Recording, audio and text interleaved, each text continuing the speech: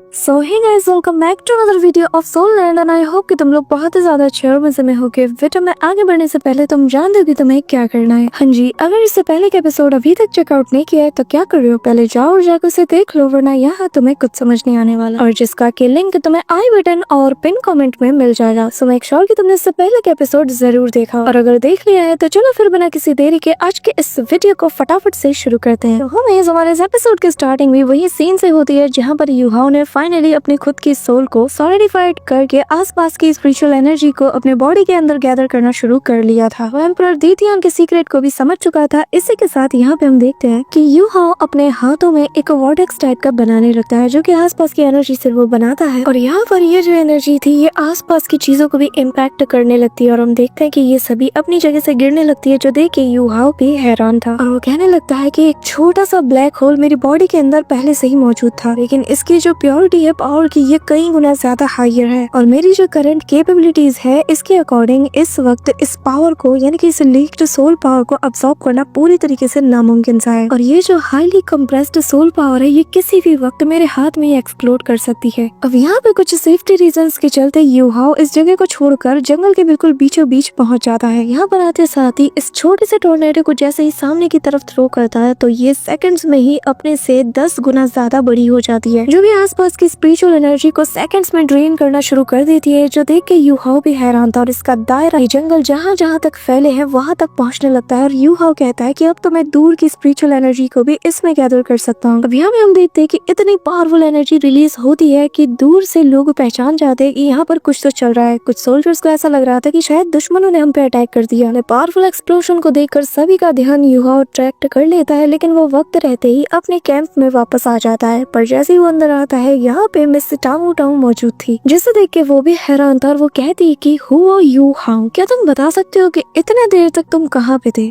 जिसपे यूहाओ हिचकिचाते हुए कहता है कि मैं तो बस ताजी हवा लेने के लिए गया था। टांगू टांग कहती है कि अच्छा, फिर तो तुमने काफी ज्यादा टाइम लगा दिया ताजी हवा खाने में। यूहाओ कहने लगता है कि असल में बात यह है ना कि आज की रात कुछ ज्यादा ही सुंदर थी, कि तभी यूहाओ की बुरी किस्मत की यहाँ पे बिजलियां कड़कती है और मिस टांगू टांग बाहर की तरफ देखती है, जहाँ पे हम देखते हैं कि मौसम बहुत खराब था, और फिर वो वापस ही यूहाओ की तरफ देखती है, जिसके बाद यूहाओ कहता है कि असल में तुम ये बताओ कि आखिर तुम्हें पता कैसे चला कि मैं टेंट में नहीं हूँ। अब ये सुनकर मिस टांगू टांग के पास कोई जवाब नहीं था, तो वो कहती कि असल में मैं यहाँ से गुजर रही थी, मुझे लगा कि जरा तुम्हें चेक कर लूं, तो तुम यहाँ नहीं थे इसलिए मुझे तुम्हारी फिक्र हो रही। जिसके बाद वो जाने लगती है और कहती है कि अब जबकि तुम ठीक हो तो चलो कल हम अकेडमी साथ वापस चलते हैं। अब यहाँ हमें नेक्स्ट मॉर्निंग का सीन दिखाया जाता है जहाँ पर सभी लोग पूरी तरीके से प्रिपेयर थे। इसी के साथ मिस टांगू टांग और यहाँ पे यूहाओ भी आ जाते हैं, और यहाँ पे जो सांशी है वो कहता है कि यार मैं काफी ज्यादा एक्साइटेड हूँ वापस श्रेक सिटी जाने के लिए। कि तभी जब ये लोग निकलने वाले थे तो यहाँ एक गार्ड आकर इन्हें रोकता है। वो कहता है कि प्लीज रुक जाइए, क्योंकि असल में फ्रंट लाइन में कुछ प्रॉब्लम्स है, इसी वजह से प्रिंसेस यहाँ पे नहीं आ सकती, लेकिन उन्हें आपको कुछ रिवॉर्ड्स देने हैं और कुछ नोबल टाइटल्स भी, इसीलिए चाहती है कि आप लोग थोड़ी देर रुक जाए, स्पेशली हुओ यूहाओ से। अब यहाँ पर नोबल टाइटल का सुनते साथ ही सभी लोग यूहाओ के लिए एक्साइटेड थे, और वो गार्ड आगे कहता है कि इसीलिए हम चाहते हैं कि आप कुछ दिन यहाँ पे और रुके, जिसके बाद हम बहुत ही अच्छे से आपको फेयरवेल कहेंगे। लेकिन यूहाओ कहता है कि नहीं, मुझे कोई रिवॉर्ड या टाइटल नहीं चाहिए, लेकिन प्रिंसेस और व्हाइट टाइगर ड्यूक को मेरी तरफ से शुक्रिया कहना कि मैं उनके एफर्ट्स को अप्रिशिएट करता हूँ। कहते साथ ही यूहाओ अपने दोस्तों के साथ एक एक करके यहाँ से रवाना हो जाता है, और मिस ननैन भी उसे बाय कहते हुए चली जाती है। कि तभी हम रास्ते में इन सभी को देखते हैं, और यहाँ पे सांशी कहने लगता है कि यार हम कब से फ्लाई कर रहे हैं और ऑलमोस्ट 3 घंटे हो गए हैं, लेकिन हम अभी तक नहीं पहुँचे, और अब मैं थक चुका हूँ, तो चलो हम यहाँ पे रुक के थोड़ी देर रेस्ट करते हैं। जिसपे नैन क्यों कहती है कि हाँ, और मुझे यूहाओ के हाथ की ग्रिल्ड फिश खानी है। अब यहाँ पे हम देखते हैं कि यूहाओ सभी के लिए फिश को ग्रिल करना शुरू कर देता है, और यहाँ उसके चेहरे पे एक टेंशन होती है जो कि मिस टांगू टांग देख के समझ जाती है, और मन में कहती है कि आखिर ये इतना ज्यादा एग्जॉस्ट और टेंशन में क्यों लग रहा है। वही दूसरी तरफ यूहाओ कहता है कि ये मछलियाँ आप खाने के लिए तैयार है, तो तुम लोग खा सकते हो। जिस पर सभी टूट पड़ते हैं, और यूहाओ कहता है कि मुझे फिलहाल भूख नहीं और मैं कल्टीवेट करने के बाद खा लूंगा। वो यहाँ से जाने लगता है तो सांशी कहता है कि छोटे भाई आखिर तुम कितना कल्टीवेट करोगे, थोड़ा खा भी लो। लेकिन यहाँ पे हम देखते हैं कि सभी लोग खाने में टूट पड़ते हैं, पर मिस टांगू टांग सिस्टर ननैन से कहती है कि आपको इस बार की ये मछली थोड़ी अलग नहीं लग रही? इस टाइम जो मैंने ग्रिल्ड फिश खाया था इसका टेस्ट उससे काफी ज्यादा डिफरेंट लग रहा है, ऐसा लग रहा है कि इसमें कुछ मिसिंग है। जिसपे ननैन कहती है कि नहीं, मुझे तो सेम ही लग रहा है। सिस्टर ननैन समझ आती है कि आखिर मिस टांगू टांग किस मिसिंग पार्ट के बारे में बात कर रही है, और वो यहाँ पर उसे छेड़ते हुए कहती है कि जिस मिसिंग पार्ट के बारे में तुम तलाश कर रही हो ना, वो इस मछली से नहीं बल्कि तुमसे आ रही है, वो मिसिंग चीज तुम्हारे अंदर है। अब टांगो टांग ये सुनकर तो पूरी तरीके से कंफ्यूज थे, पर फिर ये लोग अपनी जर्नी को कंटिन्यू करते हैं कि तभी यूहा ब्रदर सांशी से कहता है कि थर्ड ब्रदर, मैं चाहता हूँ कि आप सीधा तांग सेक्ट की तरफ जाएं, क्योंकि मुझे अभी भी सी गॉड पवेलियन जाकर मास्टर शुआन से कुछ इम्पोर्टेंट बात करनी है। जिस पर ब्रदर सांशी भी यहाँ से चला जाता है, लेकिन मिस टांगो टांग यूहाओ के साथ आगे बढ़ती है। और फिर जैसे ये लोग यहाँ पर लैंड करते हैं तो यूहाओ मिस टांगो टांग से कहने लगता है कि घर आकर सच में बहुत अच्छा लगता है। खैर मैं यहाँ से सीधा सी गॉड पवेलियन जा रहा हूँ, क्योंकि मुझे कुछ इंपॉर्टेंट मैटर्स को सॉल्व करना है, तो इसीलिए मैं यहाँ से जा रहा हूँ। अब यहाँ पर वो उसे अलविदा कह के जाने लगता है, लेकिन मिस टांगो टांग अपने मन में कहती है कि आखिर मैं इसे इतना ज्यादा अटेंशन क्यों दे रही हूँ, आखिर मुझे हो क्या गया है। कि तभी सीन शिफ्ट होता है और हम यूहाओ को अपने मास्टर के सामने देखते हैं, और जहाँ पे वो उन्हें रिस्पेक्ट के साथ ग्रीट करते हुए डेथ गॉड यानी कि सीनियर ये सीशी के बारे में बता देता है। और वो बताता है कि इस वक्त वो सन एंड मून एम्पायर की डेथ गॉडेस डाउलू है। और फिर वो उनकी तरफ देखते हुए बात करता है, कहने लगता है कि सीनियर, क्या आप मुझे सुन पा रहे हैं। कि तभी पीछे से एक वॉइस आती है जो कि यूहाओ से कहने लगता है कि मास्टर मो तुम्हारी आवाज नहीं सुन सकते, क्योंकि उस बीस्ट टाइट के दौरान इन्होंने अपने अंदर से बहुत सी एनर्जी को रिलीज किया था, जिस वजह से उनकी सोल बहुत बुरी तरीके से डैमेज हुई है, इसीलिए वो फिलहाल तुम्हें जवाब नहीं दे सकते। अब यहाँ पे ये लोग अंदर की तरफ रवाना हो जाते हैं और फिर एल्डर यूहाओ से कहने लगते हैं कि तुमसे सुनने के बाद यकीन नहीं हो रहा कि जो सन एंड मून एम्पायर है उन लोगों ने इतनी बड़ी चीज को छिपा के रखा था, और यकीन नहीं होता कि सच में ये शीशुई अभी भी जिंदा है। अब यहाँ पे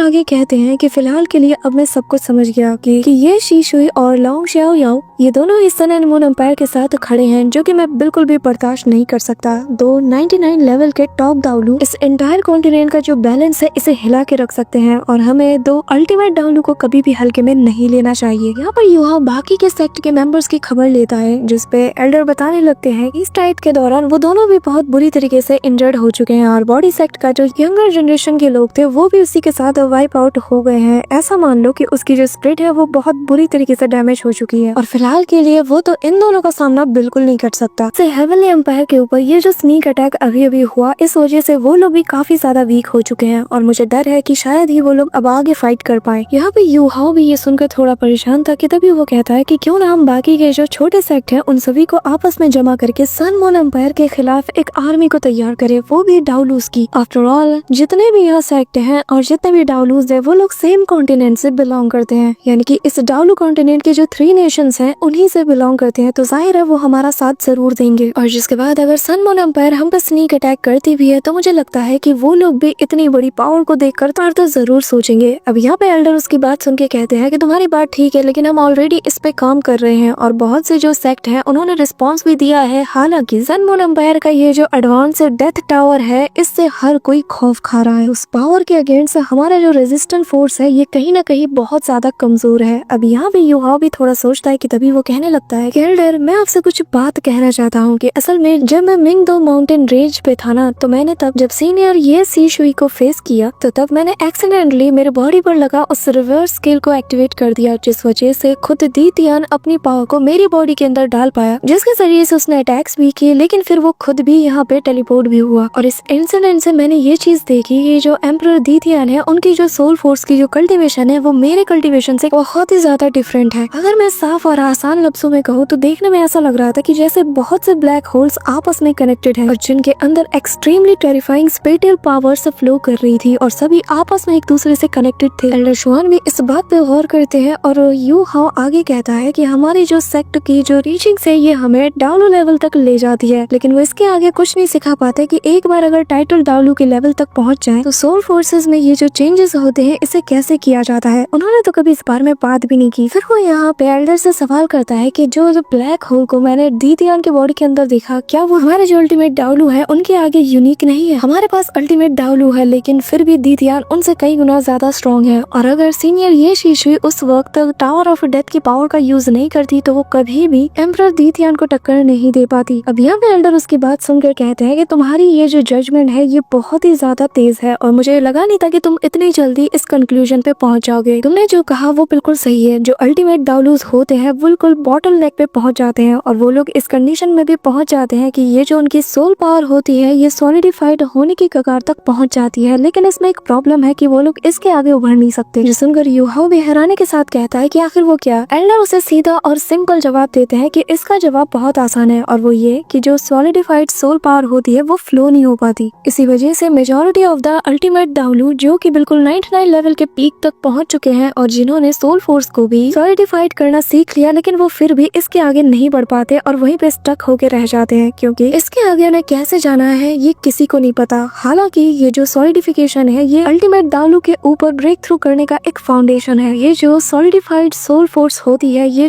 टेंटेनियन में सेव होती है, जिसे कि सोल कोर भी कहा जाता है, और यही फाउंडेशन है। और ये जो सोल कोर है ये बिना रुके बस स्पिन करता रहता है ताकि वो आसपास की एनर्जीज को गैदर करके सोल मास्टर के लिए सोल पावर प्रोवाइड करा पाए। अब यहाँ पे ये सुनते साथ ही यू हाउ कहता है कि अच्छा तो एम्परर डीथियन का सीक्रेट असल में ये है कि सोल कोर जो कि कॉन्स्टेंटली फ्लो करती रहती है और उसे पावर प्रोवाइड करती है, जिसपे मास्टर बताते हैं कि हाँ हालांकि तुम बात समझ गए लेकिन ये इतना भी आसान नहीं है। डीथियन के जो मेथड्स है ये काफी ज्यादा डिफरेंट है और बहुत ज्यादा मिस्टीरियस भी, जिसका किसी को नहीं पता। के बाद यहाँ पे एल्डर श्वान जो है वो अपने हाथ में एक ब्लैक होल को क्रिएट करके दिखाते हैं कि जरा देखो और समझो, डीथियन का सीक्रेट ऐसा ही काम करता होगा, जो कि अपनी सोल फोर्स को एक ट्रिगर की तरह यूज करके स्पेटियल कोलैप्स को क्रिएट करता है। एक ऐसा ब्लैक होल जो कि कॉन्स्टेंटली स्पिन करता रहता है और आसपास की एनर्जी को अपने अंदर डिवोर करता रहता है। हालांकि ये ताकत बहुत ज्यादा स्ट्रॉन्ग है और इस टाइप के जो सोल पावर वाले ब्लैक होल्स होते हैं इन्हें कंट्रोल करने के लिए पावरफुल स्पिरिचुअल एनर्जी कंट्रोल चाहिए, तभी ऐसा मुमकिन हो सकता है। और मैं बस ऐसा थोड़े वक्त के लिए ही कर पाता हूँ, इसी वजह से मैं आज तक ब्रेक थ्रू नहीं कर पाया। डीथियन इसे हमेशा मेंटेन करके रख सकता है। ये सुन के यू हाउ भी शॉक्ड था कि तभी एल्डर बताते हैं कि हाँ क्योंकि उसके पास 2 सोल कोर है, इसी वजह से वो उस फोर्स के बीच का जो बैलेंस है उसे जब तक चाहे तब तक मेंटेन करके रख सकता है। अब सेकंड कंडेंस कोर सोल का नाम सुन के यू हाउ हैरान था कि तभी एल्डर बताते हैं कि हाँ जितने भी अल्टीमेट दावलू है उन सभी के पास almost second condense core soul मौजूद है, जैसे कि सीनियर मू, ये शीशुई और लॉन्ग शाओ याओ तक कि वो जो पॉइजन इमोर्टल है इन्हें भी मिला लो, इन सभी के पास सेकंड कंडेंस कोर सोल मौजूद है। हालांकि इनके जो सेकंड कंडेंस कोर सोल है ये पहले वाले से कई गुना ज्यादा वीक और बहुत ज्यादा छोटा है। पर अगर बात करें डीथियन के सेकंड कंडेंस कोर सोल की तो उसकी पहले वाली जितनी पावरफुल, स्ट्रॉन्ग और सेम साइज की है, इसी वजह से वो उनके बीच का बैलेंस को मेंटेन करके रख पाता है। और इसी वजह से तुम समझ गए होगे कि क्यों डीथियन एक अल्टीमेट दावलू से भी कई गुना ज्यादा स्ट्रॉन्ग है। उसकी जो स्ट्रेंथ है वो ऑलरेडी गॉडहुड के बहुत ज्यादा करीब है। यहाँ पे ये सुनकर यू हाउ भी कंफ्यूज था कि तभी यहाँ पे एल्डर श्वान कहने लगता है कि यू हाउ तुम्हारे पास 2 मार्शल सोल है तो तुम्हारे लिए अल्टीमेट दावलू तक पहुँचना काफी ज्यादा आसान होगा और तुम हम सभी से काफी ज्यादा जल्दी उस लेवल तक पहुँच जाओगे। जब तुम टाइटल दावलू के लेवल को भी ब्रेक थ्रू कर जाओगे तो तुम्हें जल्द से जल्द अपनी 2 कंडेंस सोल कोर्स को फॉर्म करना ही होगा। और तुम्हारी स्टैंड ऑलरेडी तुम्हारे लेवल के जो कल्टिवेटर्स है इनसे कई गुना ज्यादा आगे बढ़ चुके हैं। इवन कि तुम जब अल्टीमेट दावलू बन जाओ तो तुम उन्हें भी टक्कर दे सकते हो। और जब ये वक्त आएगा मैं चाहता हूँ कि तुम अपनी स्पिरिचुअल पावर जो कि तुम्हारी तब बहुत ज्यादा एक्सीड कर जाएगी उसे एज अ सेकंड कोर की तरह यूज करो। अब यहाँ पे ये सुनकर यू हाउ कहता है कि एल्डर क्या होगा अगर मैं अपनी करंट स्टेज में ही उस कोर को फॉर्म कर लूँ तो क्या होगा, जिस पे एल्डर बताते हैं कि तुम्हारी कल्टीवेशन स्पीड काफी तेजी से बढ़ जाएगी, क्योंकि नॉर्मली जब हम कल्टीवेट करते हैं तो वो नॉर्मल स्पीड से चलती है। जब सोल कोर तुम्हारे पास होगी तो तुम्हारी स्पीड नॉर्मल कल्टीवेटर से कई गुना ज्यादा स्पीड से ग्रो करोगे और तुम्हारी स्ट्रेंथ भी इंक्रीज होगी, साथ ही तुम्हारी कल्टीवेशन लेवल भी। लेकिन जब तुम लेवल 90 पे पहुंचोगे ना तो तब ब्रेक थ्रू करने की वजह से तुम्हारी जो स्पीड है स्लो भी हो सकती है और ऐसा भी हो सकता है कि तुम ब्रेक थ्रू भी ना कर पाओ, क्योंकि जो फर्स्ट कोर होती है वो सेकंड कोर को डिवोर करना शुरू कर देगी। और यही चीज ज्यादातर जो 98 लेवल पे है इन लोगों के लिए बहुत ही ज्यादा सिरदर्द बन चुकी है। यहाँ पे यू हाउ समझ आता है कि एल्डर उसे प्रेरित कर रहे हैं कि वो इसे ट्राई करे, तो यू हाउ कहने लगता है कि एल्डर मैं फिर भी इसे ट्राई करना चाहूंगा, जिसपे एल्डर कहते हैं कि ठीक है फिर मैं पर्सनली तुम्हें गार्ड करूंगा। और इनके चेहरे पे एक अलग ही खुशी होती है। इसी के साथ यू हाउ इस प्रोसेस को शुरू कर देता है, जहाँ पे यू हाउ वापस से अपने सोल पावर का यूज करके यहाँ पे उस कोर को फॉर्म करने लगता है और वो वॉर्टेक्स बनता है जो कि अपने आसपास की चीजों को भी इफेक्ट करने लगता है। ये देख के मास्टर उससे कहते हैं कि बहुत अच्छे, तुम बिल्कुल सही जा रहे हो। अब यू हाउ खुद से कहता है कि मुझे इसे और ज्यादा कंप्रेस करना होगा। वो यहाँ पे कंप्रेस करने की कोशिश करता है लेकिन धीरे धीरे ये बढ़ता जाता है। यहाँ पे जो यू हाउ की सोल फोर्स होती है ये इसमें भी अब्सॉर्ब होने लगती है और यू हाउ ऑलरेडी 50% तक अपनी सोल फोर्स को यहाँ पे ड्रेन कर चुका था, जो देख के मास्टर शुआन भी थोड़े हैरान थे। और यू हाउ कहता है कि मैं इसे ज्यादा देर तक ऐसे कंटिन्यू नहीं कर सकता और ऐसे करते करते 80% तक उसकी सोल फोर्स ड्रेन हो जाती है। हम देखते हैं कि आसपास की सोल फोर्स भी इसके अंदर गैदर होने लगती है और जो देखकर बाकी के जो टॉप दावलूस होते हैं वो भी यहाँ पे आ जाते हैं। और यहाँ पे जो थर्ड एल्डर हैं वो कहते हैं कि इतने ज्यादा अमाउंट में सोल पावर की फ्लक्चुएशन को इससे पहले कहीं नहीं देखा गया। वाकई में यहाँ पर कुछ बहुत बड़ा होने जा रहा है कि कोई सुपर दावलू में ब्रेक थ्रू करने वाला है। अब इन्हें क्या पता था कि यू हाउ यहाँ पे मौजूद है। दूसरी एल्डर बताते बताती है कि ये जो फ्लक्चुएशन हो रही है ये एल्डर श्वान के रूम से आ रही है, और क्योंकि वो यहाँ इसे गार्ड कर रहे हैं तो मुझे नहीं लगता कि हमें किसी बात की फिक्र करनी चाहिए। कि तभी यहाँ पे दूसरे डालू को देखते हैं जो कि मन में कहती है कि आखिर यहाँ पे कौन होगा जो कि सुपर डालू में ब्रेक थ्रू कर रहा है। अब यहाँ हम देखते हैं कि सभी लोगों का ध्यान उसी ट्री की तरफ जाता है और मिस टांग डाउ उस लाइट को देखकर कहते हैं कि क्या ये वही है। और अब हम यू हाओ को वापस से देखते हैं जो कि अब नीचे की तरफ गिरता चला जा रहा था। कि तभी एल्डर कहते हैं कि यू हाओ तुम्हें खुद को संभालना होगा क्योंकि तुमने ऑलरेडी सॉलिड सोल फोर्स को एट्रीब्यूट्स लेवल तक पहुंचा दिया है। अगर तुम ऐसे ही इसे करते रहे और सक्सेसफुली सेकंड कोर को फॉर्म कर लिया तो तुम बिना किसी चीज के 89 लेवल तक पहुंच जाओगे। यहाँ पे हम देखते हैं कि यू हाओ की सी ऑफ कॉन्शियसनेस में भी बहुत तेजी से हलचल होने लगती है और यहाँ पे मास्टर उसकी कंडीशन को बिगड़ता हुआ देखकर कहते हैं कि यू हाओ अब ज्यादा देर तक मैनेज नहीं कर सकता और अब लगता है कि मुझे अपनी सोल फोर्स का यूज करके उसकी सॉलिडिफाइड सोल फोर्स को सील करना होगा। इस काम में बहुत ज्यादा खतरा है लेकिन मुझे उम्मीद है कि यू हाओ बस 4-5 दिन के रेस्ट से ही पूरी तरीके से ठीक हो जाएगा और रिकवर भी हो जाएगा। वहीं दूसरी तरफ हम यू हाओ को देखते हैं जहाँ पर वो उस ब्लैक होल की तरफ खींचा चला जा रहा था और जैसे ही एल्डर अपनी सोल फोर्स को देने वाले थे कि तभी तियान मिंग अपने बीस्ट फॉर्म में आता है। वो यहाँ पर अपनी सोल फोर्स का यूज करते हुए यू हाओ को गार्ड करता है और उसके पीछे लाइफ रिफ्लेक्शन शील्ड को एक्टिवेट कर देता है जिस वजह से यू हाओ उस ब्लैक होल में खींचे चले जाने से बच जाता है। वो स्माइल करते हुए यू हाओ से कहता है कि मैं तुम्हें प्रोटेक्ट कर रहा हूँ, तुम बस आगे बढ़ो। अब यहाँ पे जो बाकी के जो स्पिरिट थे वो यू हाओ को देखकर तियान मिंग से कहते हैं कि अगर तुम ऐसा करोगे और अपनी ओरिजिन एनर्जी को इसकी बॉडी के साथ फ्यूज करोगे तो अगर ये मरता है तो तुम भी मारे जाओगे। जिसपे तियान मिंग हंसते हुए जवाब देता है कि जिस दिन से मैंने यू हाओ को चुना था मैंने उसी दिन डिसाइड कर लिया था कि मैं इसी के साथ जीऊंगा और मरूंगा। इसी के साथ मास्टर भी यहाँ रुक जाते हैं और वो अपनी सोल फोर्स को आगे नहीं देते। कि तभी यू हाओ जो कि तियान मिंग की पावर का यूज करके फाइनली ब्लैक होल के सक्शन फोर्स को कोलैप्स करा देता है और फिर यू हाओ खुद को उस ब्लैक होल यानी कि अपनी सोल कोर से कनेक्ट कर पा रहा था और यहाँ पे ये देखकर यू हाओ भी शॉक्ड हो जाता है और वो हैरानी के साथ कहता है कि क्या यही मेरी सोल कोर है। So that's it for today guys. I hope कि तुम सबको आज की ये वीडियो काफी ज्यादा पसंद आई होगी। अगर हाँ तो वीडियो को लाइक करना, चैनल पर नए हो तो सब्सक्राइब करना। तो मिलते हैं नेक्स्ट वीडियो में, तब तक के लिए